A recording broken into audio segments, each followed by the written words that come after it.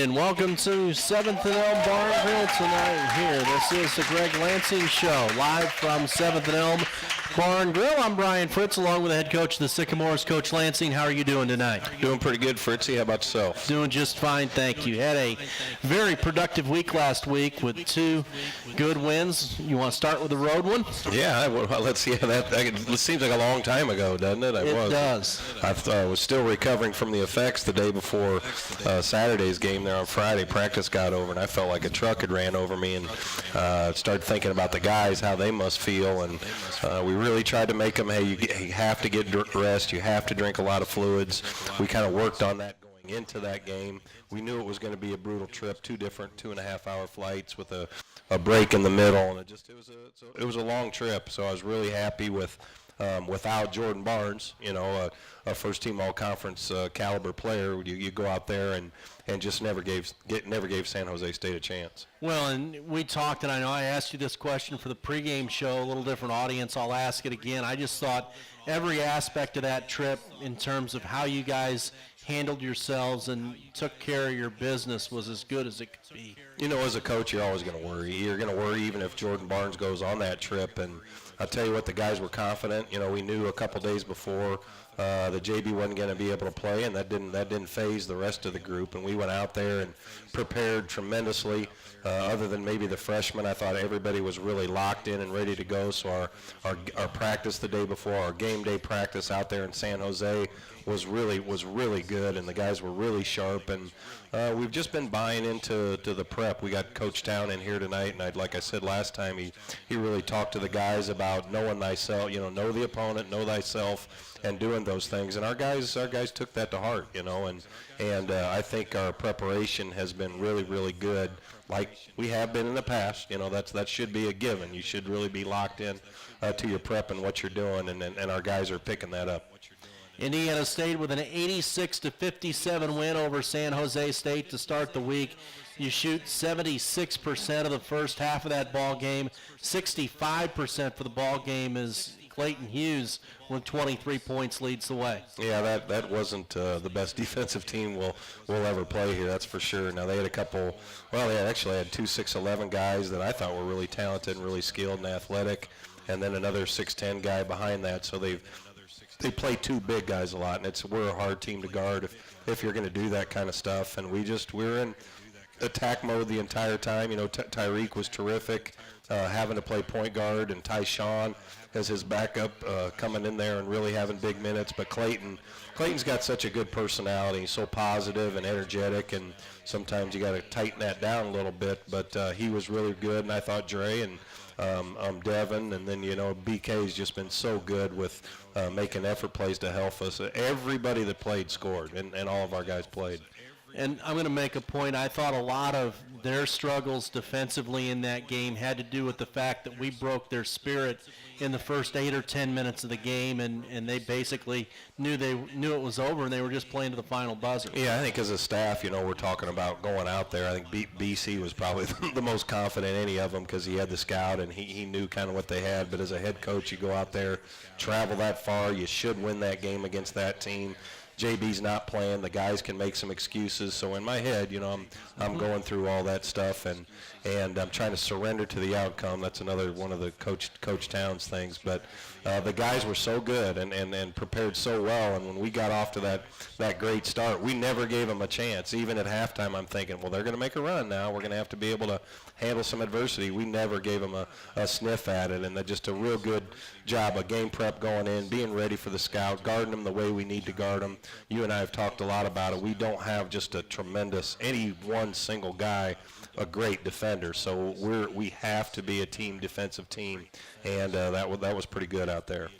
We haven't talked a lot about it over the last week, but you've rebounded pretty well too here recently, and I thought especially against the bigger team on Wednesday night, you did a nice job. Well, it started with Western Kentucky. Yeah. I mean, they got one of the best rebounders in the country in here, and again, it's just like you don't have one great defensive player. Not one guy can just block that guy out. You have to team do it. But Dre and BK, they've been doing a great job of fighting these interior guys. We've had 3 straight games with some pretty good interior guys that they're going against. And our team defense, we have to team rebound. If your guy's not going to the boards, you better go in there and stick your nose in there. And we talk a lot about you got to win that fight.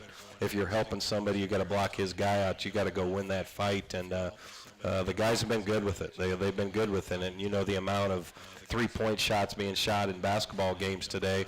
A lot of long rebounds happen. And I love when a guard goes in there and gets that rebound because we're pretty good in transition. No question. I thought you had several run-out opportunities with San Jose State. Another number from that game that speaks to the kinds of shots you were getting. 50 of the 86 points were in the paint. Yeah, and you know that's really good against a team with a lot of size and athleticism around the basket. And I just think that over the past few games, we've talked about this last time, our percentage is really good because we're taking less of them. But we're making more of them because we're taking such good shots. And that started, we put on the grease board virtually before every game, inside out. You know, touch the paint, whether it be with a drive, whether it be with a pass to the post, or whether it be with a cut through the basket, get the defense to collapse, get the defense moving. Our interior guys are unselfish and they're good passers. So that really helps. And the guys have shared the basketball. You know, Jordan Barnes and a Tyreek Key, they're going to take more shots than the rest of the guys throughout the year. That's just kind of the way your team goes. But all those other guys in there continuing to improve their roles and learn their roles at both ends of the floor. Indiana State getting the win 86-57 over San Jose State to start the week. You mentioned Tyshawn Martin earlier. He came in, got you 5 quick points right away. Brinkmeyer also came off the bench with a career high. All 10 players that played Wednesday scored.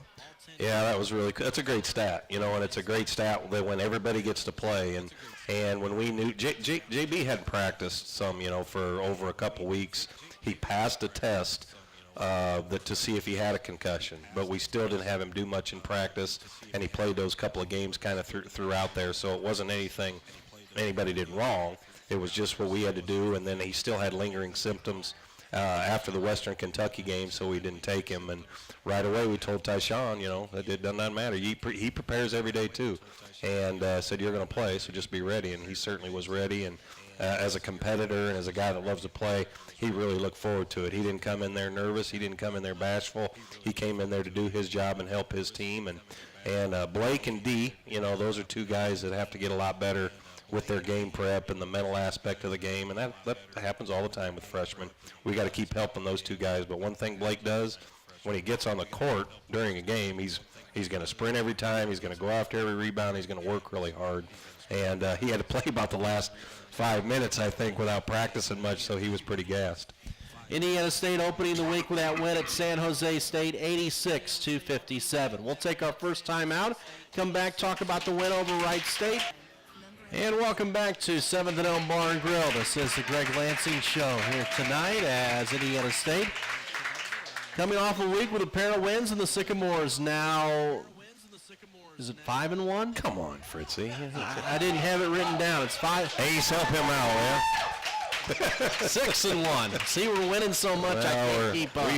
We hope to celebrate a 6th here coming up in a couple days. But yeah, it's been a good stretch for us, and you know, honestly, for a couple of those games, we weren't playing very well, and I really think during that break we took full advantage of it. You and I have talked about that a lot. We had 10 days where we hammered them a little bit, you know, with the lifting and the individual stuff, and then practice afterwards. And our guys, the mentality's getting better. You know, we're still not where we need to be, but it is improving. And winning certainly helps that. And but we have to continue to do that and continue to improve on our habits if we want to keep this thing going. You know, you mentioned that 10-day stretch. Another thing, I know you go through times where, you know, you may have 2 good practices, then a bad practice, and maybe 3 or 4 good ones, then a bad one, and that comes with the territory. You know, I used to think of myself as a young head coach. Now it's just like I feel old every day. But I remember our first teams here, you know, those guys, and they just practice so good every day. And you were in and out of there in an hour and 15 minutes because they were just so sharp. They were excited. They were doing that every day. And as time goes on, this AU generation or the millennials or however it is, I'm constantly trying to find different ways to, the staff and I, we just talk about it all the time. It is hard. It is hard to have 3 good days in a row. You get a couple good days, and then as a coach, you're thinking, geez, they've been pretty good. Let's shorten it up tomorrow. Let's be really, really sharp. And today I thought we were good for an hour, and then the last 10, 15 minutes, it wasn't very good, and that's all I have in my head is, hey, we got to have a much better practice tomorrow to have a chance to win Wednesday.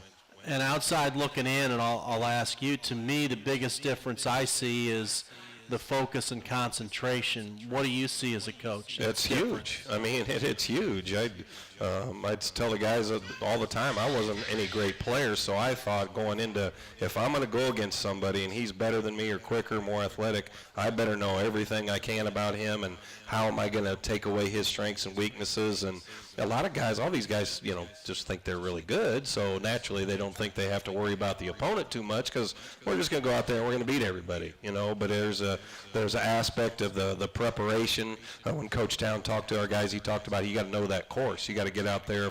If you go out there unprepared, you got no chance to contend in the tournament because you don't know anything about the course because that's what you're playing.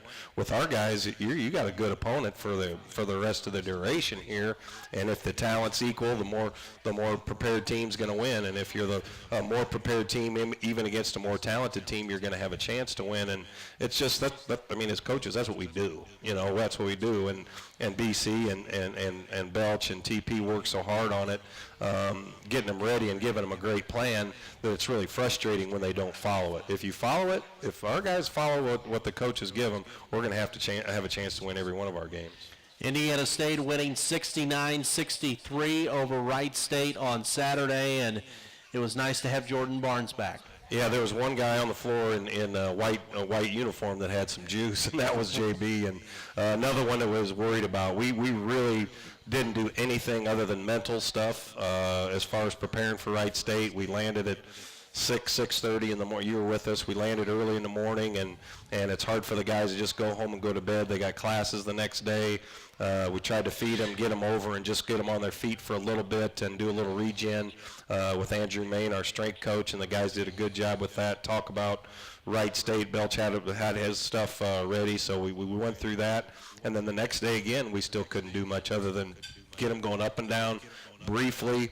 We were erring on the side of rest and trusting our guys to prepare more mentally than anything else. And watching the tape, we just worked our tail off. We didn't have our legs other than JB, and JB carried us a little bit at times with some of his shooting, and that was by far his best defensive game. He really did a heck of a job with it, and if he wants to do that all year, we could be pretty darn good. But the guys gutted it out, man. They gutted it out. I know I wasn't feeling great, so I can't imagine how they were. Is that Bash Belcher back there? It is. Making a little noise. Merry Christmas. I'm going to pull his scholarship off, Rita, if he doesn't keep quiet while the head coach is talking. I don't know if it's his first coach's show, but he's fired up. He's into it. He's an early committal for the Sycamores. Indiana State beating Wright State 69-63. Another thing that I think shouldn't go overlooked, only 10 turnovers by your team. You've been taking really good care of the ball. Yeah, we have. I walked down to Ace's office. I think Belch, when I saw Belch this morning, he had asked about seven assists. So I walk over there, and we always all get on Ace about different stuff, as you know. And none more than Lou Godino. Yeah, he was always on about assists, and he wanted to restat every game. Those two would butt heads all the time. But having 10 turnovers is pretty good, and I think they're by some of our interior guys a little more too. But we have good basketball players. We have good ball handlers, several of them, and our interior guys are good with the basketball for the most part, which makes you think you should be a pretty good offensive team. And I'll tell you what, Wednesday night we can't turn it over. Those guys will turn that into 2 or 3 on the other end real quick. They want to play fast. They want to pressure you and create some stuff off your turnovers, and that's been another good thing. We take care of the ball, so we're able to get back on defense, get our defense set, and that helps us a little bit. So still a work in progress, but everything's getting better. I know one of the things Matt and I talked about, and Matt particularly is astute enough to notice this, hey, basically you defend, you take good shots, you take care of the ball, you do those three things, you're in a pretty good position to win a lot of games. Yeah, right now you guys are doing all three of those. There's no question. I think BC puts it like you're the harder playing team and you're the better pass and catch team. You're going to win. You're going to have a chance to win virtually every game, and that's one thing. You're talking about controllables and how hard you play. How hard you play, your energy and enthusiasm, and if you just, a lot of teams are going to guard us like Wright State did. It's going to look ugly at times, but as long as you move the ball, make the defense move, you're going to get a good shot whether you make it or not, and it's kind of showed in our offense. But that's exactly right, and sounds about right coming from Matt Wren. Continuing to lead the nation in three-point field goal percentage, just shy of 50%, but again, the right people are taking good shots. Yeah, and we only took 13 and made 7 against Wright State. I think last year, at the start of the year, we were, I don't even want to think about, 25 or 30, and your quick shots, and they're not good shots, and that's, again, comes with the IQ. Our IQ is better.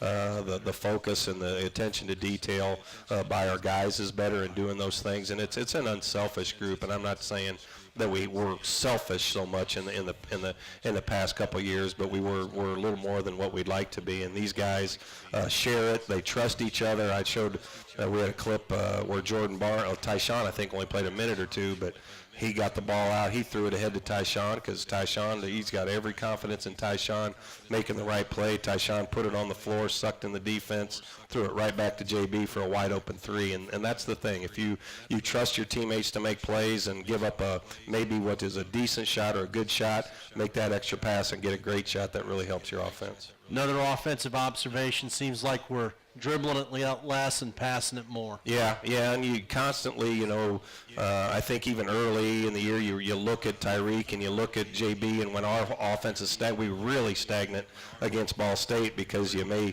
do something initially, but you got to stay with your offense. You can't just stand there and spectate while JB and Tyreek are, okay, go get us a basket, because your guys just allowed to stand there and help. If you're not moving, if you're not doing anything, that's not going to help us at all. And Tyreek and JB but when they get it, they got to give it up too, and maybe give it back. We talk to those guys a lot about it. Make their guy chase, because they're going to get help. They're going to get help too throughout the rest of the year, so they got to give up the ball as well.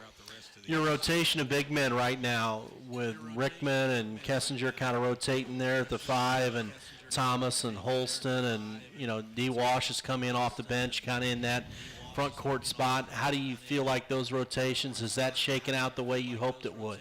I wish we'd have gotten a little better, a little quicker with it, and guys are comfortable. And as a coach, you always want someone just to assert themselves and like, hey, I'm playing until I'm tired, until I ask to come out. Then when I'm ready to get back in, I'm getting back in.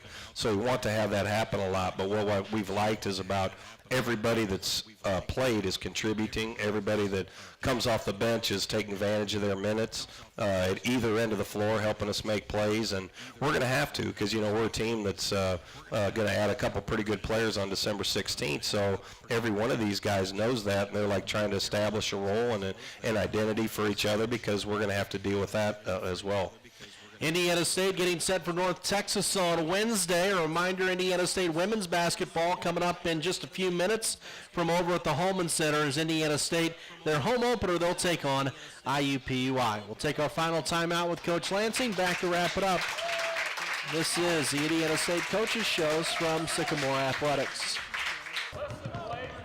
And welcome back to 7th and Elm Barn Grill tonight, here with Sycamore's head coach Greg Lansing. A reminder that the Indiana State women's team, its home opener against IUPUI, 7 o'clock tonight from the Holman Center. Heading over right after it. Yep. Right after we're done. It'd be great to see them play at home this season. Their first home game. Start. Like you guys, they've been on the road quite a bit here to begin the year. Yeah, we're going to have to deal with it next year, but we're anxious to get the Holman Center, spruced up a little bit, to say the least. No question. That win over Wright State started a 3-game homestand for your team.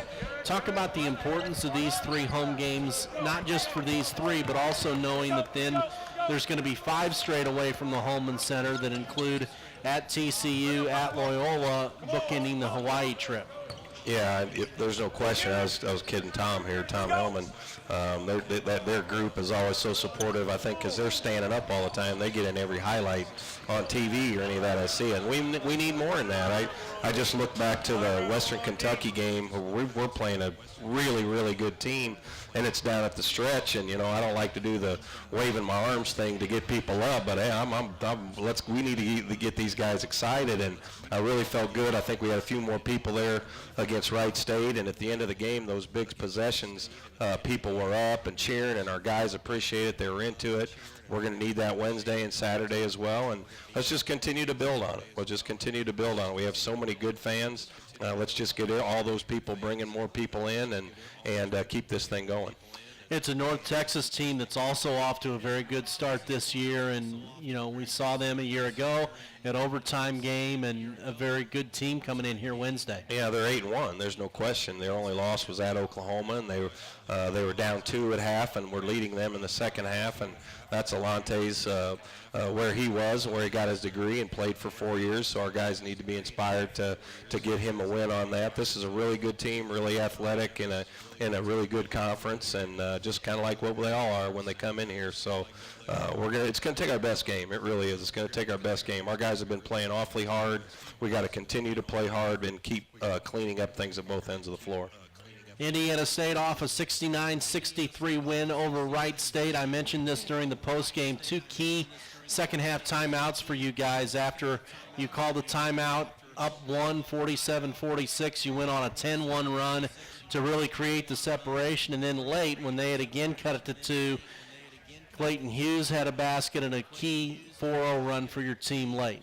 Yeah, as a coach, you never want to have to call a timeout. But usually when you call a timeout, it's because you're upset about something your team's doing or the other team's making a run or something like that. And those are just instances and feelings you get as a coach, and what you do. Sometimes the guys on the bench will chirp and take one. I'll hear BC or I'll hear Belch say take one every now and then. Sometimes I got a feeling like, hey, we should probably use one, or even if you want to get a sub or call something at the other end. But yeah, you'd rather keep the game flowing a little bit. But basketball is a game of runs. You know, it's a game of runs, and you want to have longer good runs on your side and shorten the good runs by the other team. And I think in the last 3 games we've been pretty good at that.